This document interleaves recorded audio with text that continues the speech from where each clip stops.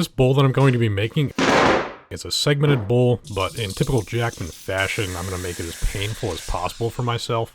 For whatever reason, I decided that an oval segmented bowl would be a fun challenge. Actually, that's not an oval. Okay, what I'm actually creating is a rectangle with semicircles on either end, a shape known as a stadium, or maybe more commonly a pill shape, or my favorite on the list of names, a sausage body. Speaking of sausage bodies, whenever I attend a wedding, I like to gift the couple with an intricate handmade bowl that takes such a time investment that nobody would logically buy it for the infeasible price tag that would have to be attached to it, and this is definitely such a bowl. The bowl will be made from a combination of this old walnut beam and some ash that was actually milled from an ash tree that had to be taken down at the bride's parents' house a few years ago.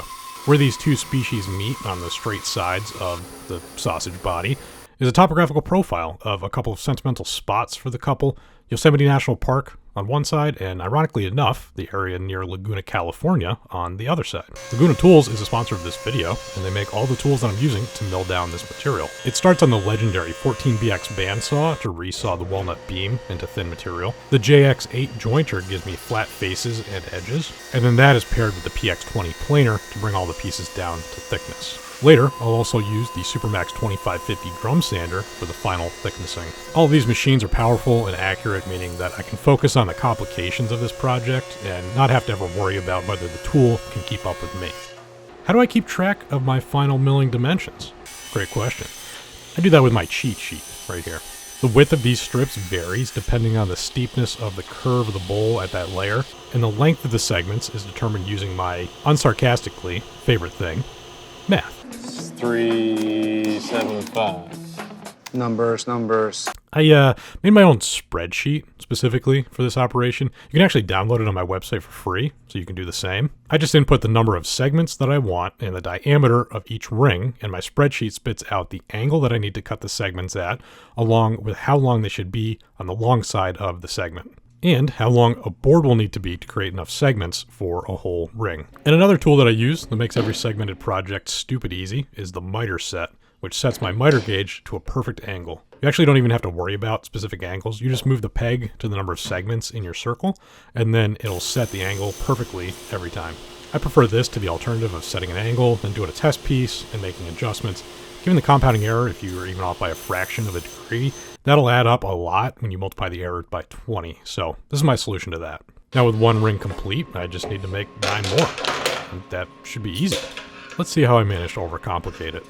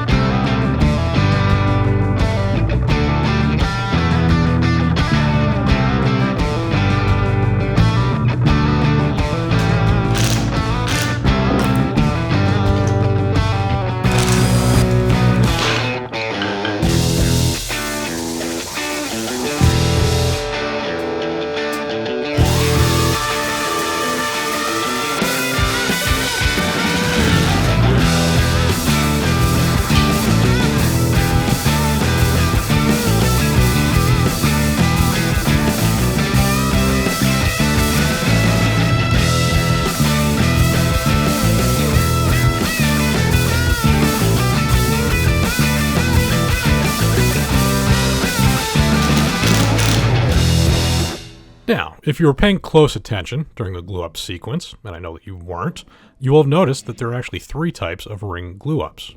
1 is nothing special, just a regular oval ring fully glued together. 2 is the oval ring, but with the straight parts left unglued temporarily for the topographic sections of the bowl, both in ash and in walnut. And 3 is the same, but also with an extra straight segment glued to both straight sides and 1 angled segment left unglued on each side so that I can remove it. For that third one, I then go back to the table saw with the straight pieces to cut both ends to a matching 9-degree angle, so those rings can then be glued together. Now the reason behind this is that normally with a segmented piece, you'd want to rotate every layer so that the seams between the segments don't line up. As expected, it's a little bit more complicated here. In this case, I can't rotate the ovals, so this is how I compensate for that and can achieve the same typical brick pattern.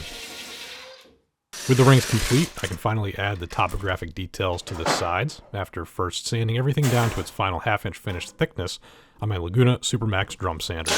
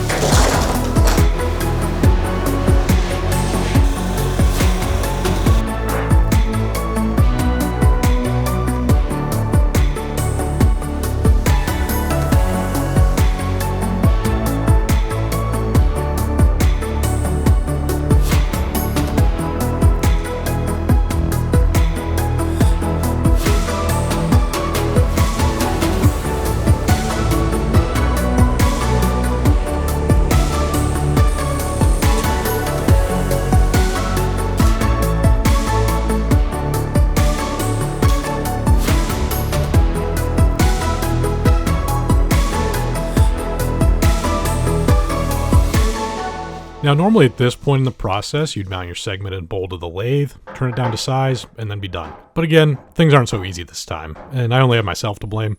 The next steps will be the same process as turning on the lathe, just a bit more rudimentary. I'll use those guidelines I just created, along with the rough shape of the bowl, to carve the bowl down by hand with a bunch of my favorite power carving tools from Arbortech. And these are all just attachments that attach to your regular angle grinder. I start the rough shaping with the turbo plane, and smooth those cuts, and also start shaping the inside with the new turbo scraper. At the time I'm making this video, it's a new tool you can't even get your hands on yet, because you're not as cool as me. The bottom of the bowl is shaped with the mini turbo. The tight inside corners are shaped with the ball gouge. Then rough sanding is done with a belt sander and the Arbortech power carving unit with the foam sanding head attachment and dust collection.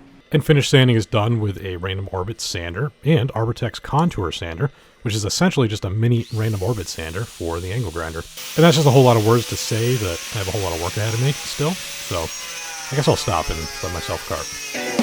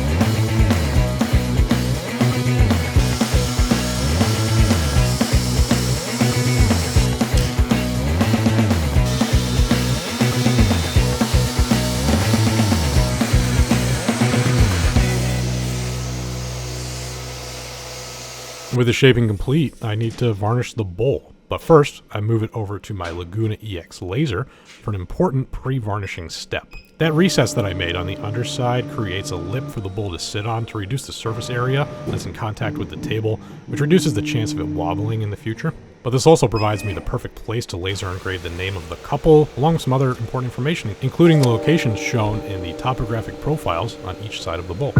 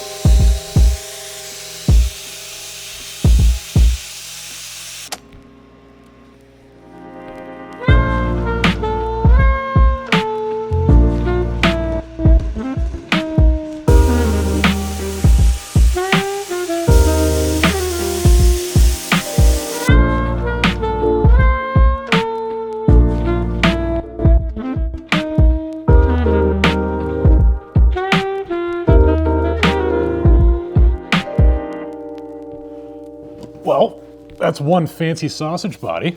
Yosemite National Park on this side, and Laguna, California on this side. Now, getting all of that to line up perfectly with no gaps was a nightmare and a really fun challenge at the same time. Just the way I like it. And now, go and give Laguna Tools some love for me for making this video and this build possible. I'll link all their tools that I used for this build down in the description. I genuinely love their tools. They make quality, reliable power tools for any workshop space, whether you're just getting started or you're outfitting a giant commercial space or somewhere in the middle, like me. Their support means a ton, as does your support, supporting them for supporting me. So check out all those sponsor links down in the description for Laguna Tools and all the other sponsors on this video. And I will see you on the next build, which is already well underway. It's right there.